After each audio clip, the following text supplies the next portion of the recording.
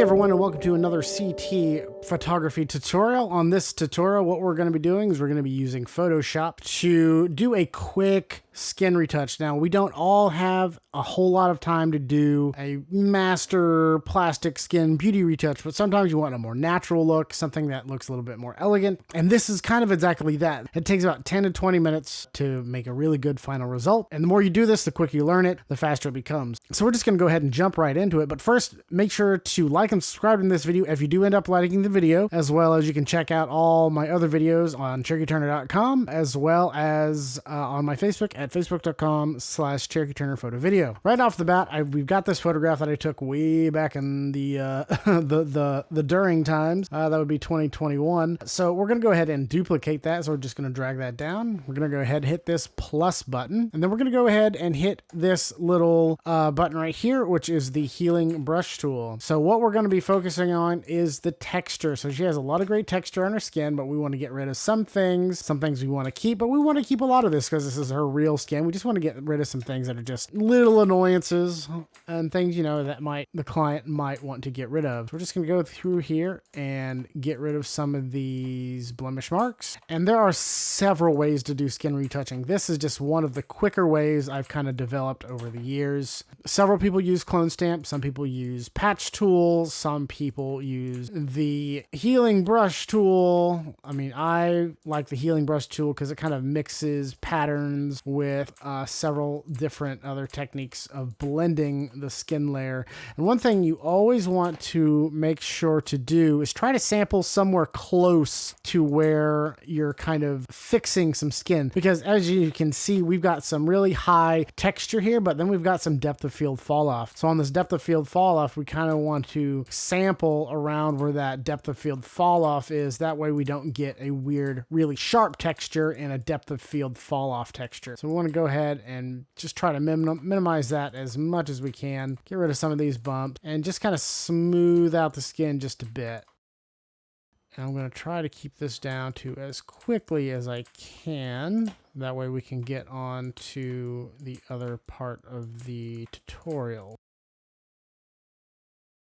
So that's a good stopping point. So I like where we're going. We still have a very natural look. So before, this is after and before. We just kind of cleaned up the face just a little bit, but we're still keeping the natural tone of everything. So what we're going to do is I'm going to go ahead and click both these layers. I'm going to drag it down to the plus symbol, and then I'm going to do convert to smart object. And then I'm also going to rasterize. Boop. Then what we're going to do is we're going to get rid of a little bit of this. So we're going to take this patch tool and we're going to get rid of just these darker areas. Bring those down a bit, about right there. Oh, maybe we'll do something. We're going to do something a little bit different. So we're going to get rid of this patch area instead. Do that right there and do some clone stamping. Just kind of blend this in. Right there, like that. Blend it a little bit better here. Awesome. Okay, so next thing we're going to do is we're going to go ahead and duplicate this twice. And this is where it gets into the meat and potatoes. Then we're going to drag both those layers that we just duplicated and drag them down into a new folder. And this is going to be frequency separation. So I'm sure a lot of you have known about this for a while. So frequency sep, would rename that just in case. We're going to turn off that top layer. We're going to select the bottom layer and we're going to go to filter, blur, Gaussian blur. I'm going to bring up this little dialog box right here, and you want to kind of blur out just where you can't really see the eyelashes, just a smidgen, about right. We really want to keep the detail. So hit OK. After we get that set, go up here to our layer 1 copy. We'll just call this texture, and we'll call the bottom one color. So the top one is going to be messing with the bottom one. So we're going to go hit that top one where it says texture, image. We're going to hit apply image. All right, so the things you're going to want to look for is layer right here where it says merged. You're going to select color. Then under blending where it says multiply, you're going to go down to subtract. Now yours might not look like mine. So what you want to do is make sure that pause the video and make sure these settings are correct. More like you're going to change your scale to 2 and your offset to 128. and hit OK. Then under your texture, you go from normal, you're going to go all the way down to linear light, and that will basically put all of that information and separate texture from color. So if you see, we turn that on and off, nothing really changes. So what I'm going to do is I'm going to take my color layer, I'm going to duplicate it just so I have a layer that I can mess with that won't be destructing anything else. And I'll go down here and I'll click on my mixing brush tool. So this might be actually in your brush tool set, so you can select your brush set here, or it might be down here with my little dots. Right now, mine are in the little dots on my op. You want to make sure you have a clean brush. So you see right here, you want to go hit this button, clean that brush. You're also going to want to have the don't select color button. You want to make sure that's pressed as well. Also, make sure it is 100% wet, load 1%, mix 8%, and flow 76%. That is going to allow you to take color, but not necessarily smear it everywhere. So what we're going to do is we're going to select a fairly large brush, and we're going to go through and basically kind of smudge all of our light and dark layers together, and we're going to smooth out the skin transitions. And this is going to allow us to keep a lot of that skin detail while still, and it just gives a really nice overall kind of look. And feel free to make this brush bigger and smaller to really kind of just blend those colors together. And try not to blend the darks in with the lights too much, or you might get kind of a smudgier kind of look.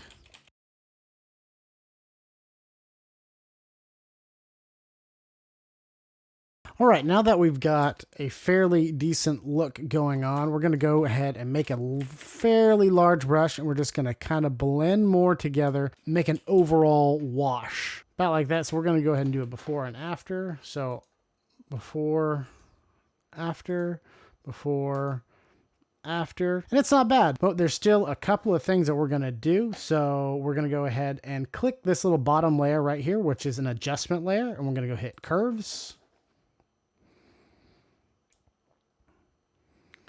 Go ahead and bring those curves up just a bit. We're going to select that white layer. We're going to hit Control I or Option I on Mac or whatever that button is. And we're going to go ahead and select our brush tool. And we're going to bring that flow down to like 6%. And we're going to make sure that it's set to white to offset our black mask. Make a little bit of tiny brush. And we're going to, again, go ahead and blend in our dark layers here. So since we did our curve layer and we pushed it up, I'm going to go ahead and blend in, again, some of those darker areas, and we're just going to go ahead and brighten it up. We're going to, again, do a little bit brighter under our eye here, which is going to offset some things, make it look a little more natural. We're going to do the same thing over here. That's a little too much.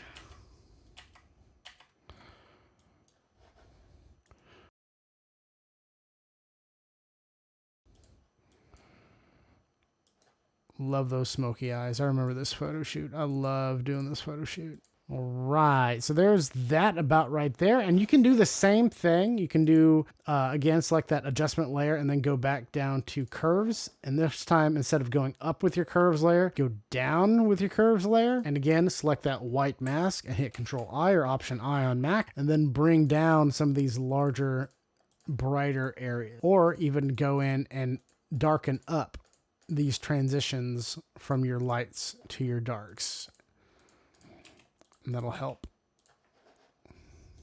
sell the whole effect of what we're trying to do here. Something like that. So again, here's after, before, after, before. Not bad. The last thing what we're going to do, which is kind of the last thing that I do in the whole thing, is again, we're going to select that adjustment layer, hit curves again, and we're going to bring it all the way up about right here. So you're probably thinking, that's way too bright.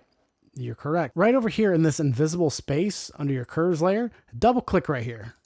And that's going to bring up a little dialog box. It's called the Blend If dialog box. You're going to see a couple of sliders down here. You're going to see current layer, which is going to be messing on the current layer that is adjusting, which is just the curves layer, which is not going to do as much. Or you can select the underlying layer, which underlying layer is everything below the curves adjustment. So we're going to go ahead and bring this slider down.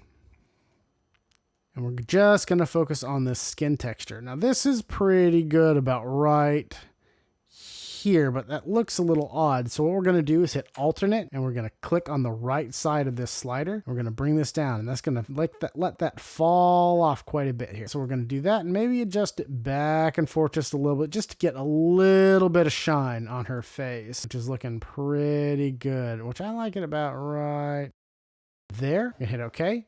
And again, we're going to select that mask and hit Control I. So it's going to change it to black. We're going to change our flow on our brush here. With our brush selected, change the flow to 100%. And we're just going to go ahead and paint in that new adjustment layer.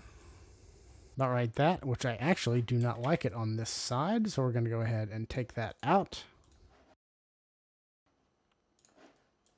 Okay, just like that. So with that, that is a little much. So I'm going to go ahead and with my fill layer selected, I'm going to bring that down a bit. And that's just going to give a little bit of pop. So here's the after, before, after, before. It just brings in that little bit of pop. And I might make that transition here a little bit more, about right there. So it brings that pop in. You could do the same thing.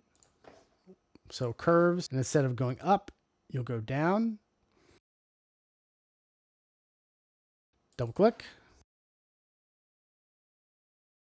And instead of doing the black area, you want to take out the whites. So bring that down. Bring that slider back down a little bit. Hit OK. Hit the mask, hit Control I, and then just kind of paint in the darker areas that you want it to mess with, which I want my main focus to be right here. So I'm going to kind of maybe make her brows a little bit darker. Maybe make her eyeshadow a bit darker. Just kind of accentuate some of those features. So here is after and before. And again, you can change that fill layer so it doesn't have to be as much. Just a little bit goes a long way. And there you have it. I've been doing this tutorial for 24 minutes, and you've got a somewhat finalized look. Now, again, the more you work on the skin retouching, the better it's going to be. I tried to do it as quickly as possible just to show you that it is very quick to get this done. It's not the crazy plastic ultra beauty look, but it is a very quick and easy way to get a really nice finalized look for your clients if you're really trying to go for that ultra beauty, but you're trying to get a turnaround really quickly. This is where I'm going to end this tutorial since this is only on skin retouching. I hope you enjoyed this tutorial. Please make sure to like and subscribe, as well as share the video if you like. You can also check me out on Patreon at patreon.com/CherokeeTurner. All that information is going to be down below. Also, make sure to check me out on Facebook, where I upload tons and tons of photo shoots every single day. Facebook.com/CherokeeTurner-Photography. And all that information is down below. Make sure you like and subscribe. Again, thank you so much for watching this video, and I hope you have a great day.